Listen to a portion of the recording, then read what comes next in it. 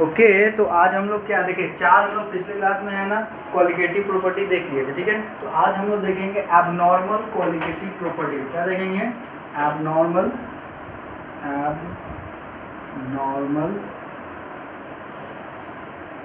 Qualitative properties, ठीक है। तो देखिए एबनॉर्मल क्वालिटेटिव प्रॉपर्टीज क्या होता है। एबनॉर्मल क्वालिटेटिव प्रॉपर्टी क्या होता है? देखिए हम लोग जब है ना सॉल्यूट को जब डालते हैं,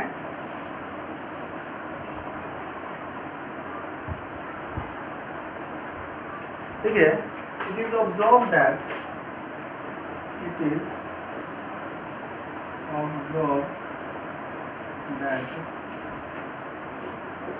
there is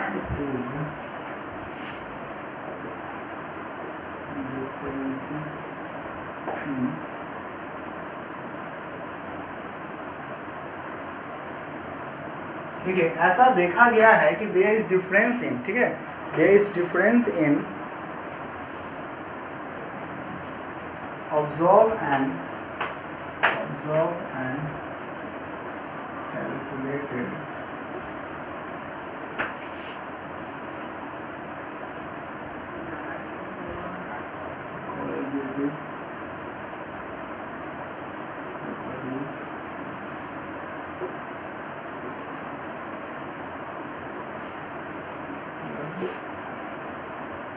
देखिए ऐसा देखा गया है क्या कि there is difference in observe and calculated qualitative properties and molecular mass. मतलब क्या है कि जो कैलकुलेटेड और जो कैलकुलेटेड रहता है क्वालिटेटिव प्रॉपर्टी और जो ऑब्जर्व होता है, मोटा मोटी कहने का मतलब क्या है कि मान लीजिए हम लोग अभी पिछले क्लास में देखे थे ऑस्मोटिक प्रेशर, ठीक है। तो osmotic pressure is equal to CRT दिखे थे ना। तो एग्जैक्ट ऐसा जब कैलकुलेशन जब लैब में किया जाए तो एग्जैक्ट सीआरटी नहीं होता है, कुछ ना कुछ क्या होता है, डिफरेंस होता है। तो जो डिफरेंस होता है उसको क्या बोलते हैं? Abnormal qualitative property.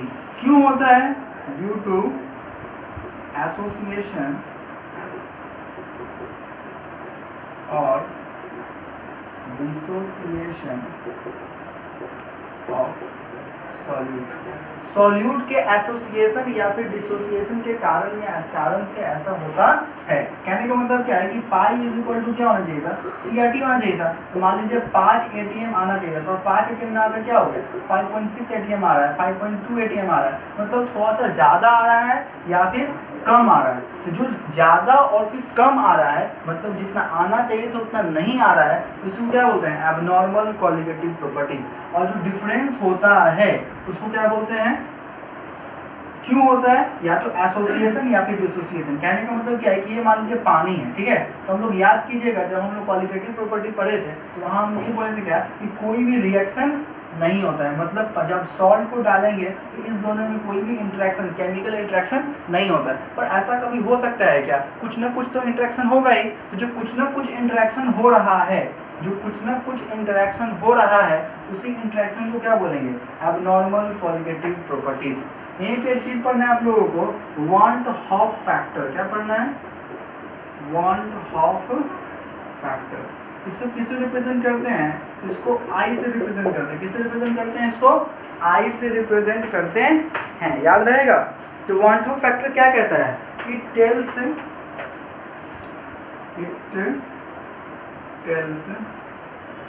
The relation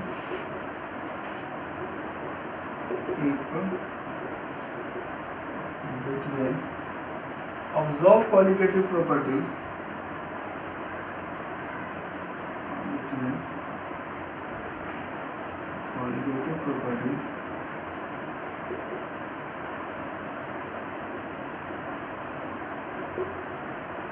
and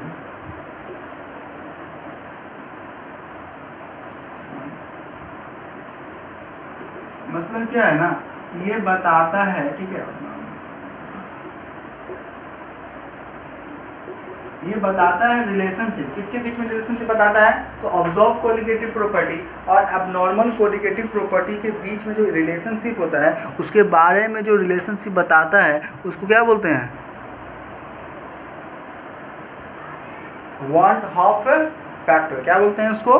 want half factor. तो वांट ऑफ फैक्टर का अगर फॉर्मूला की बात की जाए तो फॉर्मूला क्या होता है? फॉर्मूला होता है I is equal to observe colligative property divided by calculated colligative property. क्या लिखेंगे? Observe colligative property, observed colligative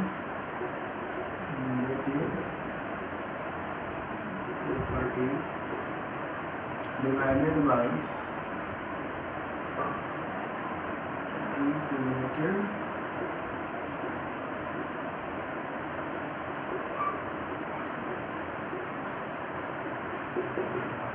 मतलब क्या है कि ऑब्जर्व कॉलिगेटिव प्रॉपर्टी और कॉलिगेटिव और कैलकुलेटेड कॉलिगेटिव प्रॉपर्टी के बीच में जो रिलेशनशिप आता है उसको क्या बोलते हैं?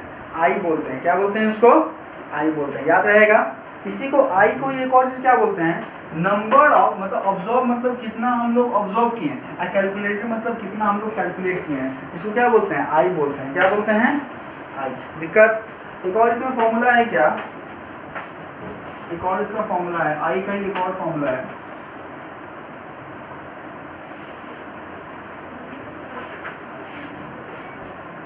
देखिएगा सब कोई, आई का एक और फॉर्मूला है, number of particle after dissociation,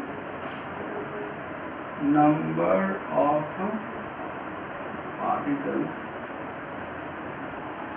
after dissociation और मतलब नंबर ऑफ पार्टिकल, कितना नंबर ऑफ पार्टिकल डिसोसिएट किया है या फिर एसोसिएट किया है, divided by number of particle before dissociation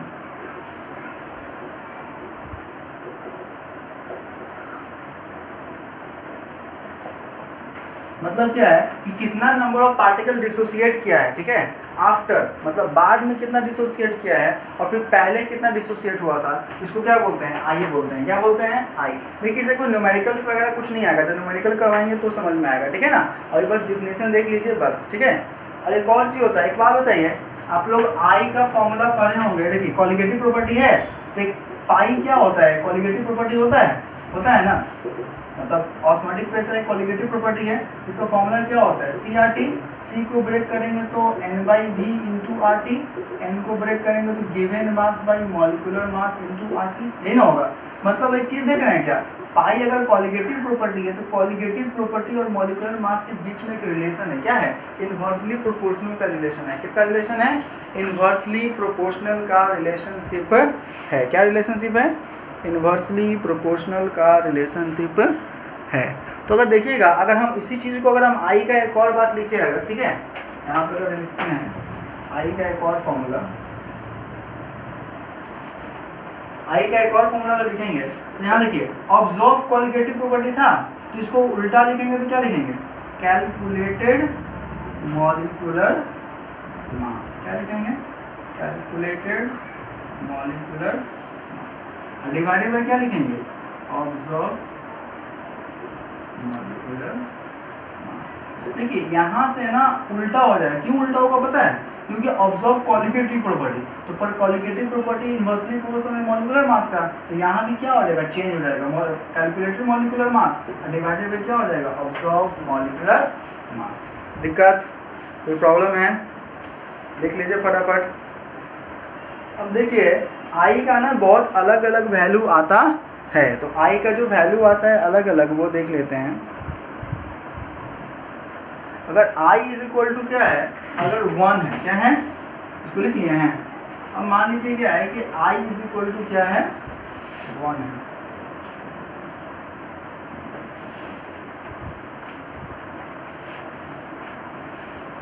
मान लीजिए क्या है?